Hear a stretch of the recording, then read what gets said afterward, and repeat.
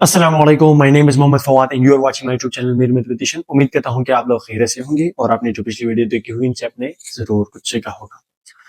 तो पिछले लेक्चर में हमने ये बताया था कि अलजेब्रा का एडिशन किस तरह होता है। इससे पहले जो लेक्चर था वो अलजेब्रा के एक्सप्रेशंस और इक्वेशंस पर था और बेसिक अलजेब्रा पर था।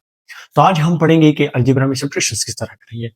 तो ये लेक्चर बेसिक से लेकिन आपने जरूर सीखना है। मैंने आपको बताया था कि अगर आपको बेसिक आता है तो आपको एडवांस लेवल भी जरूर आएगा। तो आज का जो हमारा लेक्चर है वो है lecture number 4C, subtractions of variable expressions and equations. हम सब्ट्रैक्शंस किस तरह करेंगे वेरिएबल्स के दरमियान, इनके एक्सप्रेशंस और इक्वेशंस के दरमियान। तो इनके लिए जो पुराना मेथड है वो सेम टू सेम है। बस आपने एडिशन सीख लिया, आपने सब्ट्रैक्शन भी आसानी से सीख लिया। बस उसमें सिंपली एडिशंस करना है और यहाँ पर सिंपली सब्ट्रैक्शंस करना है। जो सेम मेथड है वही मेथड एडिशंस और सब्ट्रैक्शंस दोनों पर अप्लाई होता है, लेकिन वहां पर एडिशंस एंड यहाँ पर सब्ट्रैक्शंस। तो इसके लिए जो मेन स्टेप्स हैं वो है सेम वेरिएबल हमारे पास होनी चाहिए। मैंने आपको एडिशन में भी बताया था कि हमारे पास सेम वेरिएबल होनी चाहिए, तब वो एडिशन भी अप्लाई कर सकते हैं वहां पर और सब्ट्रैक्शन भी अप्लाई कर सकते हैं। तो इनके लिए हमारे पास या तो ए होना चाहिए या बी होना चाहिए एंड सो ऑन 5 एक्सेट्रा। हमारे पास और कुछ भी वेरिएबल्स होने चाहिए। सेम पावर इसी तरह हम सब्ट्रैक्शंस यहाँ पर यहाँ पर सब्ट्रैक्शंस भी पॉसिबल होता है अगर सेम वेरिएबल हो और सेम पावर भी हो, तब पॉसिबल है, अदरवाइज पॉसिबल ही नहीं है। जिन the coefficient will be subtract, वहां पर मैंने एडिशन लिखा था, यहां पर मैंने कोएफिशिएंट्स को हम सब्ट्रैक्ट करेंगे। जिस तरह हमने सेम वेरिएबल्स, जिस तरह मैंने आपको बताया था सिंपल एडिशन सिंपल सब्ट्रैक्शन में भी आपको बताया था कि हमने किस तरह सब्ट्रैक्शंस करना है कोएफिशिएंट्स के दरमियान, और किस तरह सब्ट्रैक्शन, मतलब +2 + 2 = 4 +2 - 2 = 0। इस तरह यहां पर भी हमने सेम बस कोएफिशिएंट पे ये रूल्स अप्लाई करनी होती है। बाकी सेम टू सेम हमने एक्स स्क्वायर लिखना है, एक्स लिखना है, बस सिर्फ यही डिफरेंस है। यहाँ पर एक एग्जांपल मैं करवा रहा हूँ ताकि आपको अच्छे तरीके से समझ में आ जाए। तो जो हमारा एग्जांपल है वो है हमने किस तरह लिखना है 2x = 0। सही है। आपने ये वाला किस तरह लिखना है, अगर इक्वेशंस में हो तब आपने ये मेथड अप्लाई करना है। आपने यहां पर x के नीचे x लिखना है, सब्ट्रैक्शन है ना। हमें अगर फ्रॉम गिवन हो, फ्रॉम, तो हमने दूसरे वाले को पहले लिखना है और पहले वाले को दूसरे, लेकिन यहां पर मैंने फ्रॉम लिखा ही नहीं है। अगर फ्रॉम आ जाए तब ये रूल्स अप्लाई करेंगे, अगर अदरवाइज अगर फ्रॉम नहीं है तो आपने ये वाला ही स्टेप यूज करना है। तब +4 है, +4 के लिए हमारे पास कोई भी कॉम्बिनेशन नहीं है, तो आपने अकेले ही लिखना है +4। मैंने यहां पर लिख लिया, कोई मसला नहीं होता। और +3 मैंने इसलिए लिखा क्योंकि 3 के फ्रंट में प्लस है, अगर कुछ भी नहीं हो तो हमने प्लस लगाना है। यहाँ पर इक्वल्स टू हमारे पास 4y है। According to the subtraction rules हमारे पास कुछ इस तरह होते हैं कि जो भी प्लस होता है हम इनको माइनस करेंगे। यहाँ पर भी +4y होता है, हमने इसको माइनस करना है। 0 - 4y = -4y। 2x और -3x, मैंने आपको बताया था कि सेम वेरिएबल भी है, पावर भी सेम है। अगर पावर और वेरिएबल दोनों सेम हो तब हमने लिखना है, अदरवाइज हमने नहीं लिखना है।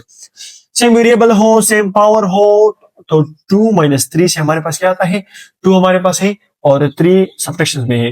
तो अगर आपके पास 2 रुपए है और आपने 3 रुपए किसी से उधार लिए है, तो आपने 2 रुपए वापस किए, तो उधार कितना रह गया, 1। तो -1x और -4।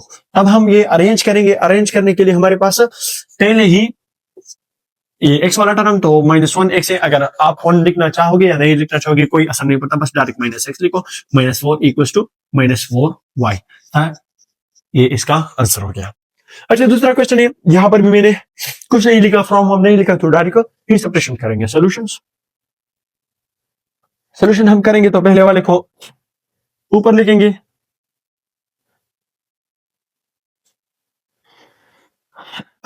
अच्छा, ये देखिए यहां पर जो सेम टर्म आपको मिले वो लिखे, इनके नीचे 6x², तो फिर यहां पर 6y² है।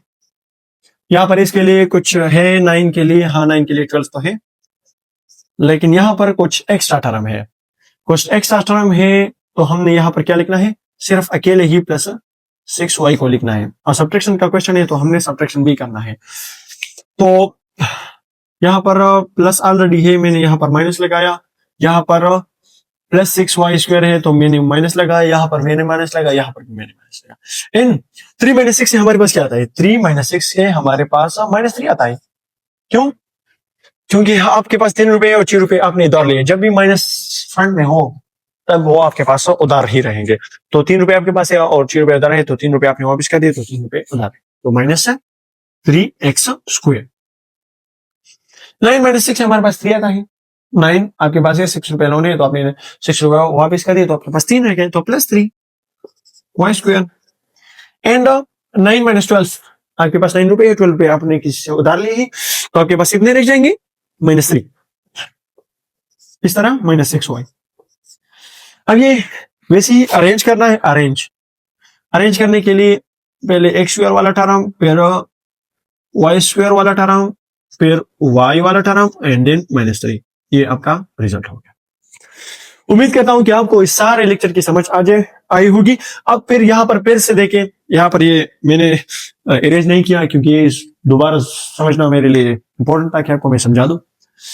ये वेरिएबल होता है, इनके ऊपर जो भी होता है, मतलब फॉर एग्जांपल a⁻2, तो इनको हम पावर एक्सपोनेंट डिग्री भी कहते हैं। इनके साइड में जो भी हो इसको हम क्या कहेंगे, कोएफिशिएंट, और ये इसको हम क्या कहेंगे, बेस। तो उम्मीद करता हूं कि आपको इन सारे लेक्चर की समझ आई होगी। अगर कोई भी मसला हो तो कमेंट्स में जरूर पूछें, अदरवाइज आप लोग इन पर प्रैक्टिस भी करें। और यहाँ पर मैं आपके लिए कुछ होमवर्क के क्वेश्चंस पुट करता हूँ। यहाँ पर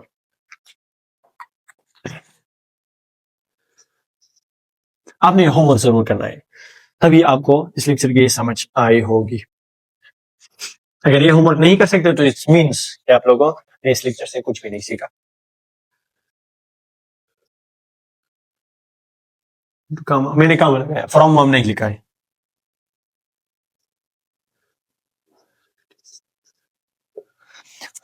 ये एक शेयर है। अगर आपने ये क्वेश्चन सॉल्व किया तो इट्स मीन कि आपको इस लेक्चर की समझ आई है। Thanks for watching my videos.